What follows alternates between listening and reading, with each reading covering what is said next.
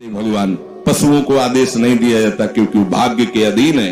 केवल मनुष्य शरीर को आदेश दिया गया है। किसी देवता को भी आदेश नहीं दिया गया कि आप ये करो ये ना करो, क्योंकि वही करेंगे जो उनके सुकृत है, उसके अनुसार बस भोग भोगेंगे।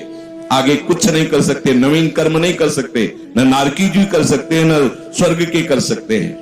सब अपने अपने परिणाम को केवल भोग रहे हैं। यहां परिणाम उपस्थित करने का अवसर है।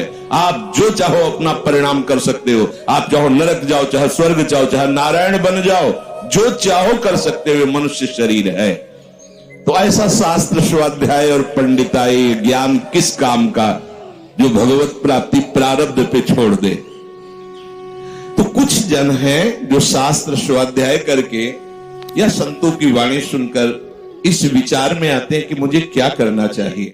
सही पूछो तो दो विभाग है नहीं, एक ही बात है। समझ जाओ तो वहीं वहीं भगवत प्राप्ति हो जाएगी।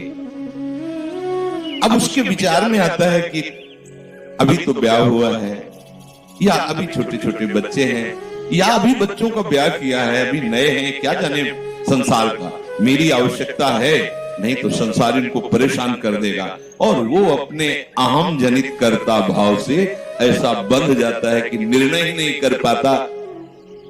श्री चरणदास जी कहे, ए भाई समझो, जिस कर्तव्य को तुम विचार करके झूठे भाव को कर्तव्य मान रहे हो, अरे माया के दीवाने, अरे हिया नहीं रहना, करना अंत पयाना।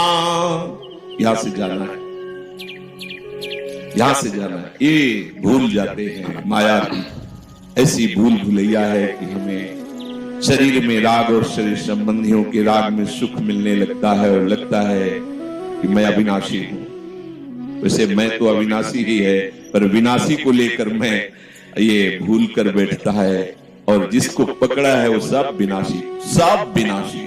गो गोचर जहां लग मन जाई, सो सब माया जानो भाई।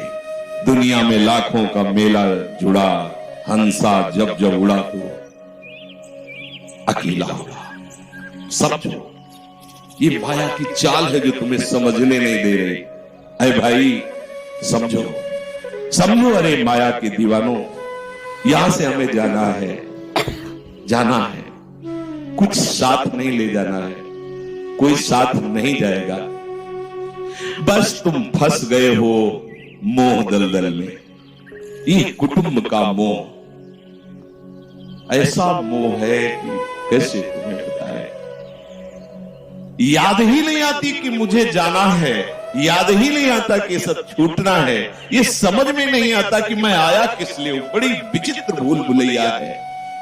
मोह कुटुंब के अवसर खोए। दो बातें आती हैं, परिवार का पालन पोषण, ये धर्म पालन करो, या हरि का भजन करके भगवत प्राप्ति करो। तो बोले मोह कुटुंब के अवसर खोयो।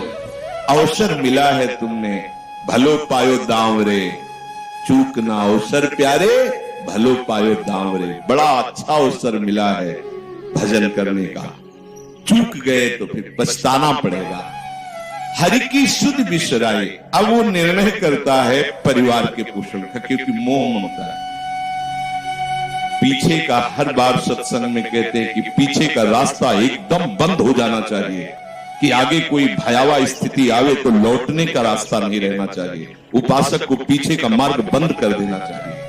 पर होता क्या है, अपने लोग बहुत कमजोर हैं, तो कदम ऐसे रखते हैं पर पीछे वाला पुष्ट बनाए रखते हैं कि अगर इधर थोड़ी भी आंच लगी तो कदम पीछे करके सुरक्षित हो जाए। वो सुरक्षित नहीं है, वो सुरक्षित नहीं है, वो असुरक्षा है। परिवार का राग, अन्य भरोसा, किसी देहधारी का भरोसा, किसी वस्तु, ये भरोसे लायक चीज है। अरे क्षण में बिगड़ जाने वाली चीज है। भरोसा तो हरि का है, भरोसा तो हरि गुरु चरण सेवा अनुसरो। ये भरोसा कभी तुम्हें विश्वासहीन नहीं होने देगा। ये भरोसा कभी धोखा नहीं, साधुते हो न कारज हानि, कभी तुम्हारा मंगल नहीं हो सकता। मोह कुटुंब के अवसर खोयो, हरि की सुध बिसराई। अब दिन तो बैल की तरह काम करने में व्यतीत हो रहा है, और रात्रि नींद और भोग में समाप्त हो रही है। आठों पहर की 60 घड़ियां बेकार में इसने व्यतीत कर दी। एक क्षण भी शांति से बैठकर विचार नहीं किया कि मेरा जन्म किस लिए हुआ है, मैं क्या कर रहा हूं, और अपना कुशल चाहता है। एक छिन हरि को नाम लीनो कुशल कहां ते हुई, तब लगी कुशलन जीव को सपने में मन विश्राम।